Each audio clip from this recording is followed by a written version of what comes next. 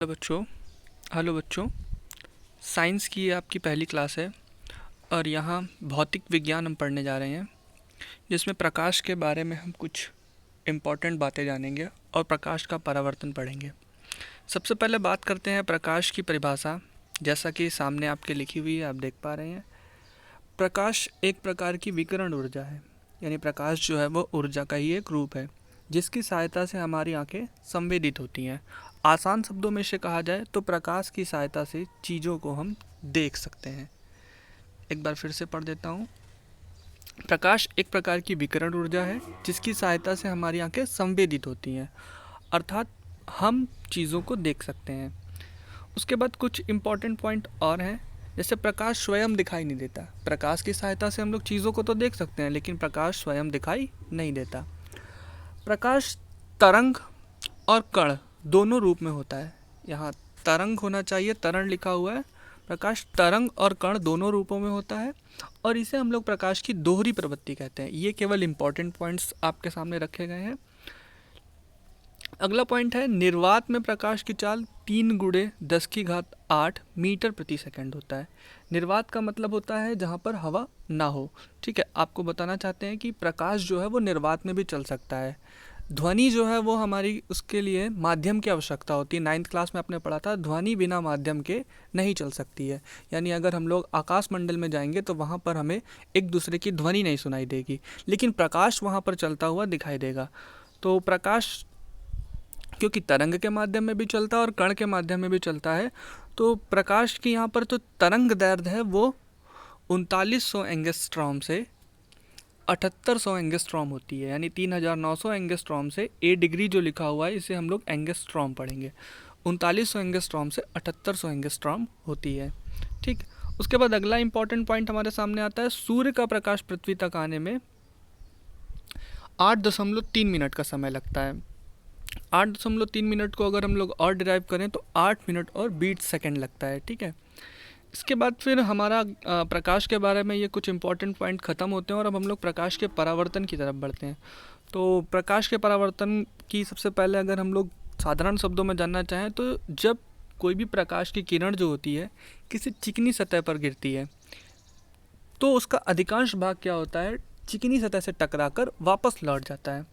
और प्रकाश का चिकनी सतह से टकरा कर वापस लौट जाना, यह क्रिया जो है वो प्रकाश का परावर्तन कहलाती है।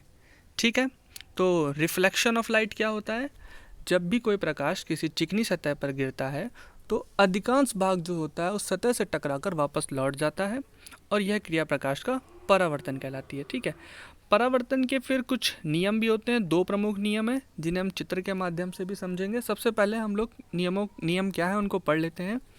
प्रकाश के परावर्तन का पहला नियम है, आपतित किरण, परावर्तित किरण तथा अभिलंब तीनों एक ही तल पे उपस्थित होते हैं।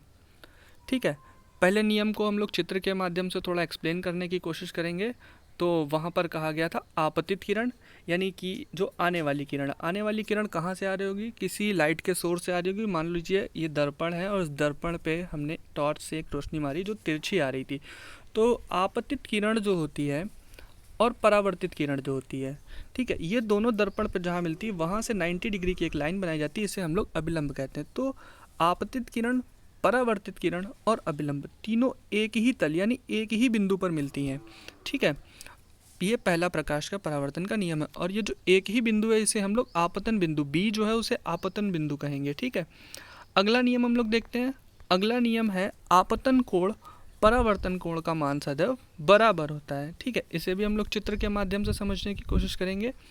तो आपतन कोण और परावर्तन कोण साफ साफ आप देख पा रहे हैं कि आपतित किरण और अभिलंब, आपतित किरण और अभिलंब ये दोनों आपतन बिंदु पर जो कोण बनाते हैं उसे हमने आपतन कोण का नाम दिया है। और परावर्तित किरण और अभिलंब इन दोनों ने आपतन बिंदु पर जो कोण बनाया उसे परावर्तन कोण का नाम दिया गया है। तो दूसरा नियम हमारा ये कहता है कि आपतन कोण तथा परावर्तन कोण दोनों क्या होते हैं, बराबर होते हैं। ठीक है, तो प्रकाश के परावर्तन के 2 नियम थे, साथ में आप इसको याद भी करते चलें ताकि आपको आगे कोई समस्या ना हो। इसके बाद फिर हम लोग प्रकाश का परावर्तन पढ़ चुके हैं। प्रतिबिंब के बारे में जानेंगे। प्रतिबिंब को इमेज कहते हैं हम लोग इंग्लिश में। तो प्रतिबिंब की साधारण सी एक परिभाषा लिखी हुई है कि जब भी हम किसी वस्तु को दर्पण के सामने रखते हैं तो उस वस्तु से चलने वाली प्रकाश की किरण दर्पण से परावर्तित होकर हमारी आँखों पर पड़ती है, और आँखों पर जब वो प्रकाश की किरण परावर्तित होकर पड़ती है तो वो वस्तु हमें दिखाई देने लगती है। जो वस्तु हमें दिखाई देती है वो प्रतिबिंब के रूप में दिखाई देती है। ठीक है। प्रतिबिंब होता कितने प्रकार का है? प्रतिबिंब दो प्रकार का होता है, वास्तविक प्रतिबिंब और आभासी प्रतिबिंब। वास्तविक प्रतिबिंब जैसा लिखा हुआ है देख पा रहे हैं कि जिस प्रतिबिंब को पर्दे पर प्राप्त किया जा सकता है उसे वास्तविक प्रतिबिंब कहते हैं। ठीक है। जिस प्रतिबिंब को पर्दे पर प्राप्त किया जा सकता है उसे वास्तविक प्रतिबिंब कहते हैं।